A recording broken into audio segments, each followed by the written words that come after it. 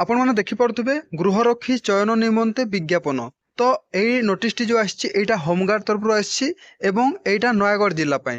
तो प्रथमे एग्जाम हम तो से एग्जाम रे आपण मैंने कौन कौन सब नहीं कि जीवे ता सहित केते मार्र एग्जाम हम समय कौन रहिबो से विषय आगो को फुल डिटेल्स जानिबा। एवं वर्तमान जेते सारा जिल्लार फॉर्म पड़ुछि किंबा सारानी तो सबु जिला पाई खूब शीघ्र तार एग्जाम हम रेडी होकर रुहतु। तो वर्तमान जदि आपण मैंने जेकोसी जिले में फॉर्म पड़ुछि फॉर्म एप्लाई करछंती तो आपण मैंने ठीक भाव में फॉर्म टी को पूरण करंतु नचेत आपण फॉर्म रिजेक्ट हो पारे। एवं आपण मैंने जदि आम टेलीग्राम चैनल रे जॉइन है नांती वीडियो डिस्क्रिप्शन रे तार लिंक अच्छी आपण मैंने जॉइन होंतु। से आपण मैंने प्रथमे सब प्रकार नोटिस जेकोसी प्रकार वैकेंसी आसिले सब प्रकार नोटिस टेलीग्राम रे आपण मैंने पाई पारे। तो वीडियो को शेष देखो जदि आपण मैंने आम यही चैनल रे प्रथम थर पर आछंती वीडियो को लाइक शेयर सब्सक्राइब कर देबे। आगो मते एमती बहुत सारा लेटेस्ट इन्फॉर्मेशन आपण मैंने पाई पारे। ये नोटिस टी हला लिखित परीक्षा पई जो नोटिस टी आछि नयगढ़ जिला पई। तो फुल डिटेल्स रे सब किछि जानिबा आपण मैंने देखि परथबे एटा हला ऑफिशियल नोटिस। तो एथिरे पूर्वर जो वैकेंसी आसीतिला 40 टी पदवी आसीतिला पर वैकेंसी बढ़िला आपण मैंने जानिथिबे।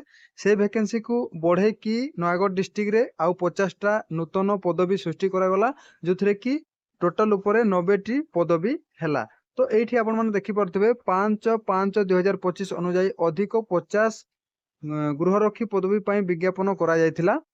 एतद्वारा समस्त आवेदनकारी को जणाई दिया जाउछि कि नयगढ़ जिले में मोट 90 गृहरक्षी पदवी निमंते चयन प्रक्रिया प्रार्थी और प्रार्थी मानक निमंते एक लिखित परीक्षा आसंता 3 तारीख 6 मास 2025।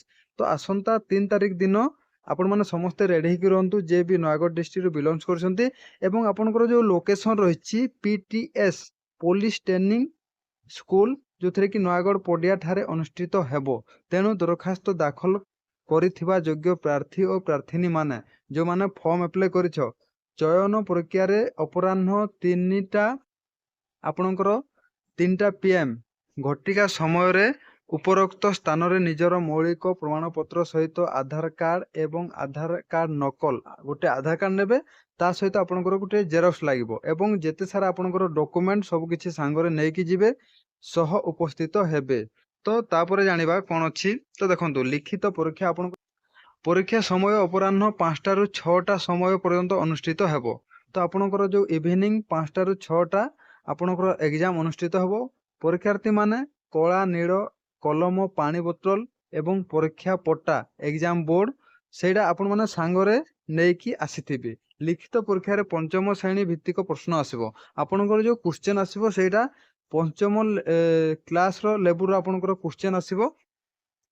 तापर रही ओडिया भाषा परीक्षा आपनकर ओडिया सब क्वेश्चन आसीबो। योग्यता मूलक आपनकर मूलक ओडिया रचना आपनकर 5टा विषय रु जेकोसी गोटे आसीबो एवं 100टा शब्द विशिष्ट आपनकर परीक्षा हेबो। समय आपनकर रहबो 30 मिनिट। तापर रही आउ गोटे आपनकर रहबो ओडिया भाषा रे साधारण ज्ञान आपनकर जीके साधारण आपनकर मैथ एवं रीजनिंग एटा आपनकर 30 संख्यक बहु विकल्प प्रश्न आपनकर 30टा क्वेश्चन आसीबो।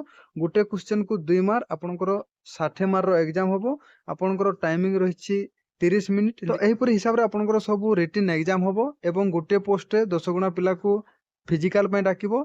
तो आपनकर जो नयगढ़ डिस्ट्रिक्ट रे 90 टी पदवी रही इंटू 10 तो 900 पिला को से फिजिकल पय डाकिबो। जे रिटन रे पास करिवो फिजिकल रे 900 पिला भीतर जदि आपण माने आछंती ताहेले आपण माने फिजिकल दे पारबे। नेक्स्ट प्रोसेस जोटा रहबो सेथिरे आपण माने भाग नै पारबे। तो एटा थिला नयगढ़ डिस्ट्रिक्ट पय।